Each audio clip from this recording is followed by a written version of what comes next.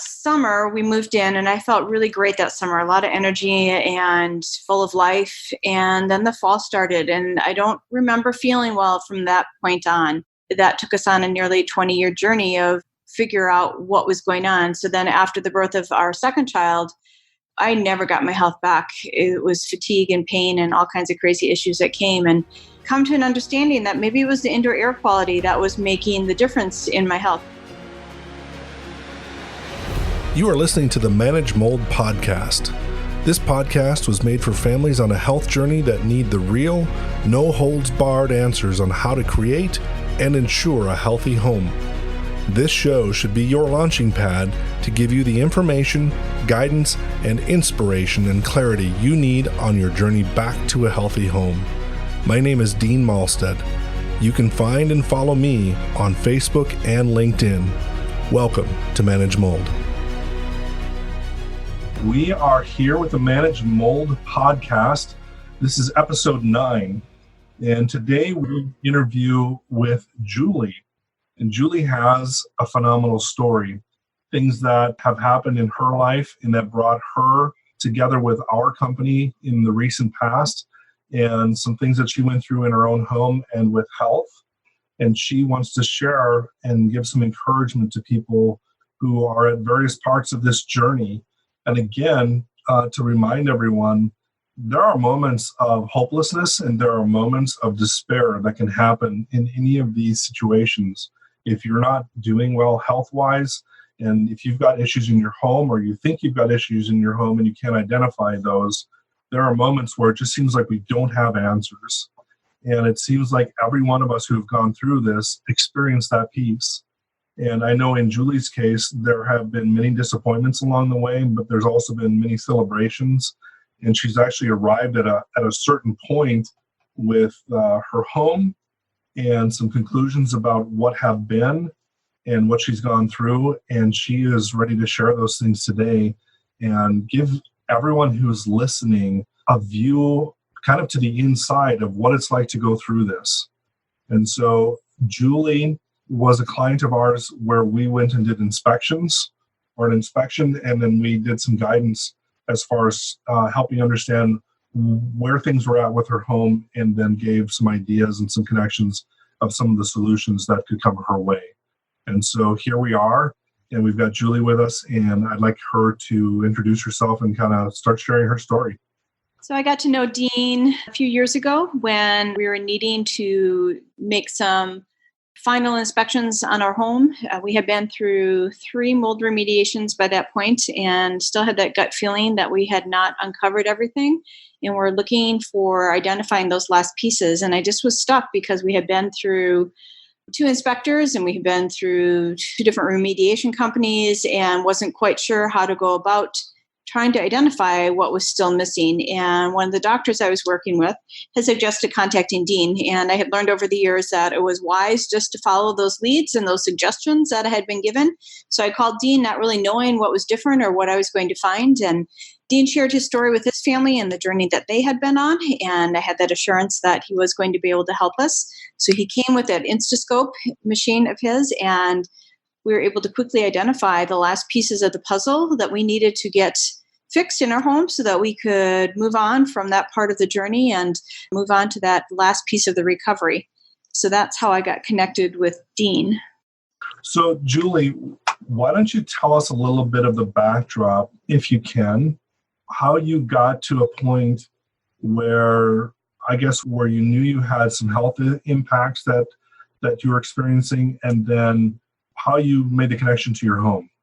So growing up, I had some health things, nothing too significant, a lot of colds here and there and things like that growing up. And then as a young adult, a few more things, but nothing too significant. And I had our first child, and she was 1.5 years. We moved into our new home, and that summer we moved in and I felt really great that summer, a lot of energy and full of life. And then the fall started and I don't remember feeling well from that point on.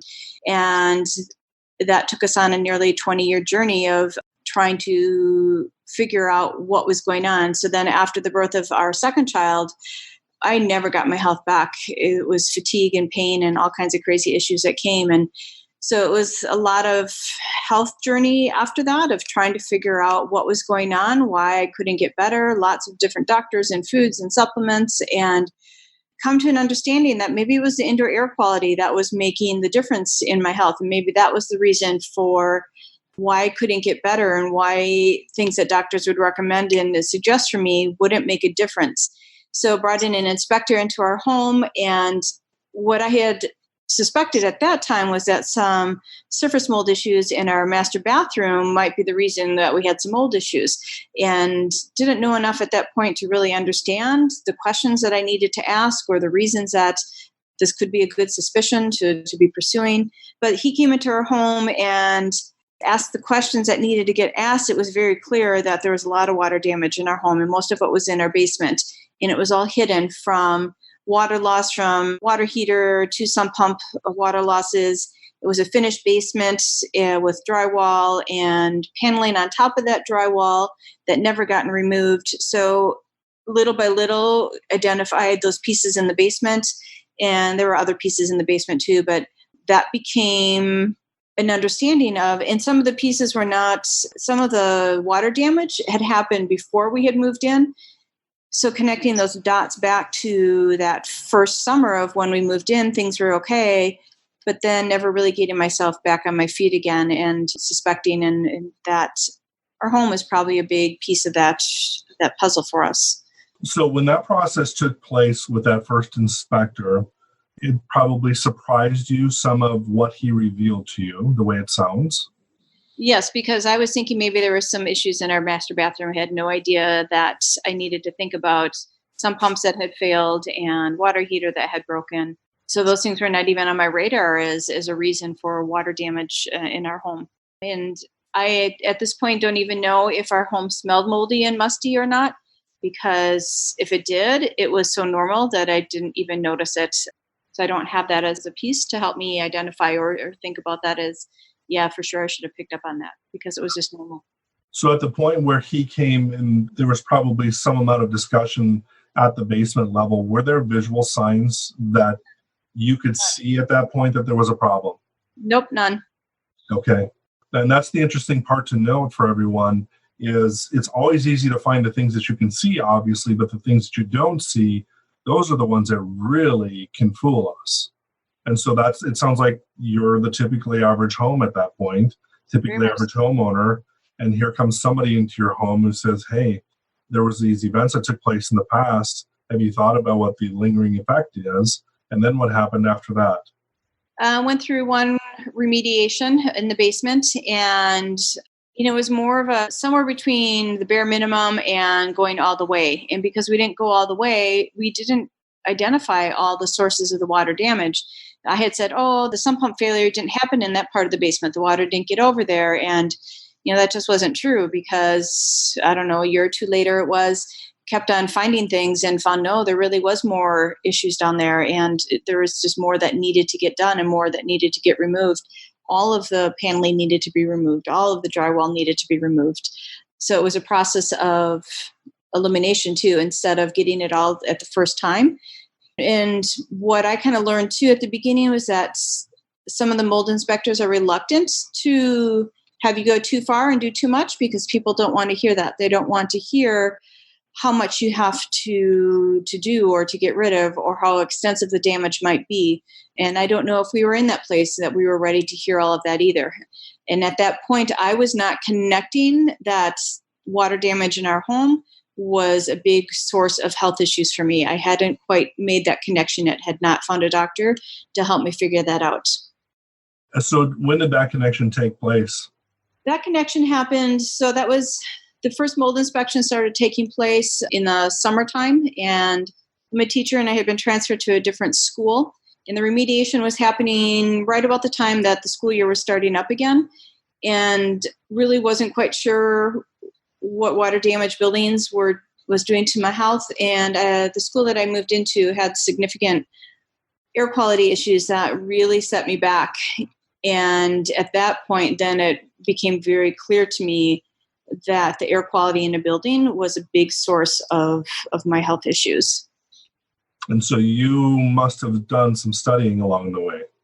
Yes, a lot of reading, a lot of listening to podcasts and interviews, and just starting to make those connections. And I had started listening and learning about mold to have an inkling of it. And so then, as I was having those experiences, as I was in a different work environment and learning about the extent of the water damage in our home, it became clear. And then I was able to find a doctor who was trained in mold illness, and I was able to get better care.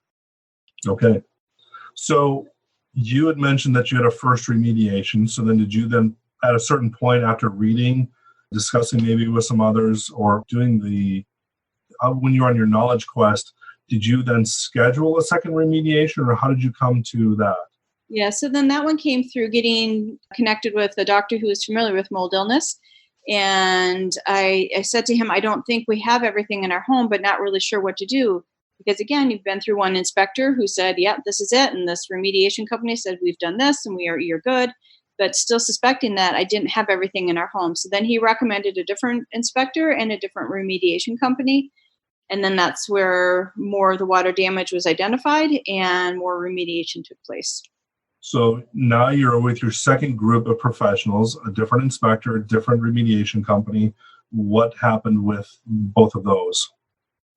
That inspection was being done remotely. And then the remediation company came and was more extensive. And some, I think, of my decisions started becoming fear-based decisions because I had gotten so sick. And from the work environment, this big exposure there, in knowledge, I think the fear kicked in. So I was worried about every little ounce and speck of anything that might be left behind. So we dove in deeper and started removing more.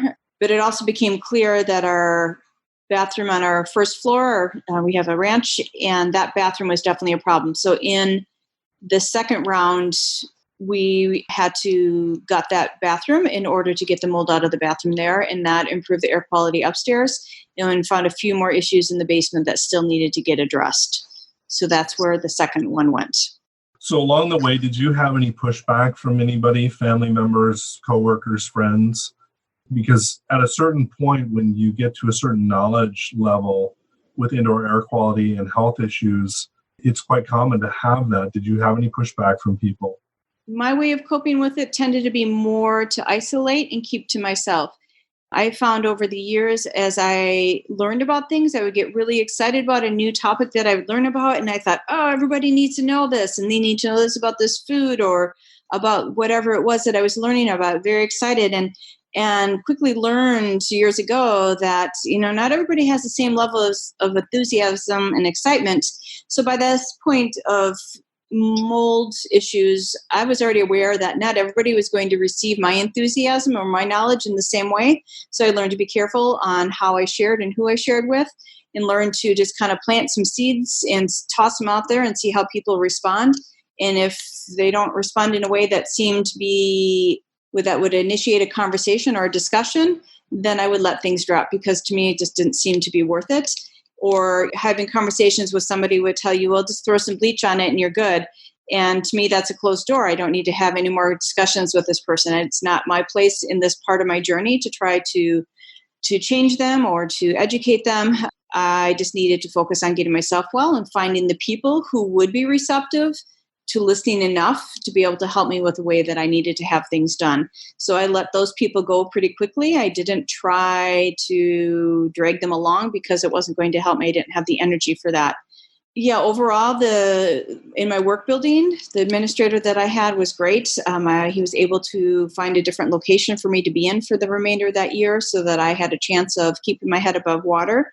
God has really brought amazing people along the way to support me in whatever capacity I needed, whether it was finding the right inspector or finding the right people to do the remediation work. Just kind people have really been brought along my path more so than the pushback. And I think the pushback I avoided because I was careful in how I pursued conversations and topics with people, which, like I said, I learned years ago to be careful in how I pursued conversations. That's an amazing journey. So tell me, who would be two of your key cheerleaders in your story that you can think of?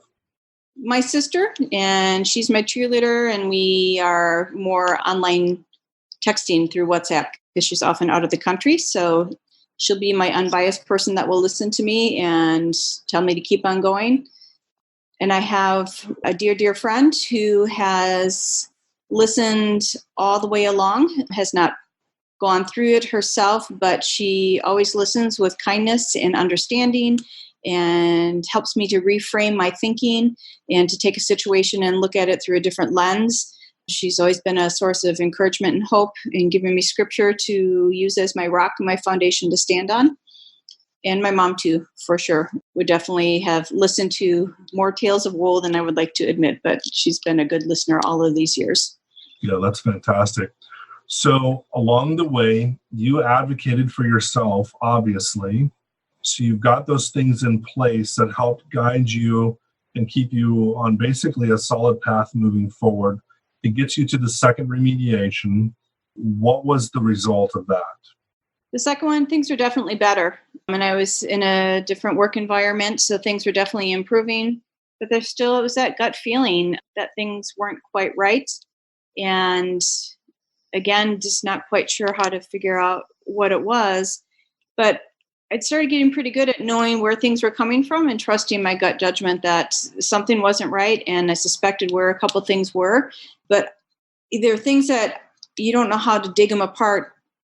Or like even in our main bathroom that we had to pull apart, it was behind the tiles of the shower. And the only way to know if it's there is to pull it apart. And do you really want to do that? And that's where that gut feeling is. It's like somebody took a shower, it's musty in here. There's something not right. I have to go with that. Yeah, and I'm glad you brought that up because that is one of the key pieces that I really want people to understand about this process is I think too often we end up second guessing ourselves, whether it be other voices in our lives, whether it be other things that we read where it says, well, it has to be this or this or this. And it disregards kind of the emotional part or what we would consider being the emotional part of what this is. And from what we experience as a family, what I watched you go through, and then what I see in so many clients is there's a part of our gut and our gut instinct that does attach to the emotion. But then there's a really important principle here and an important factor that I really want everyone to pay attention to this in particular. Your gut feeling about the place you work or about the place you live is probably more scientific than you understand. And your gut, that non-emotional part of your gut, I will say, there's that physiology part of you that will tell you that something is wrong. Then that sends a signal to the emotional side of you that puts action to something usually. And this is where a conundrum happens in so many people's lives, in that they have voices either in their mind, they have voices in their life, and those voices come in and then negate what that gut says. And what I always tell people is this: when it comes to an inspection in a home, there are key pieces, and the first key piece is the interview of the occupants and their gut reaction to their own home. That is the key indicator of if there's an indoor air quality problem. And the second one really is a visual inspection.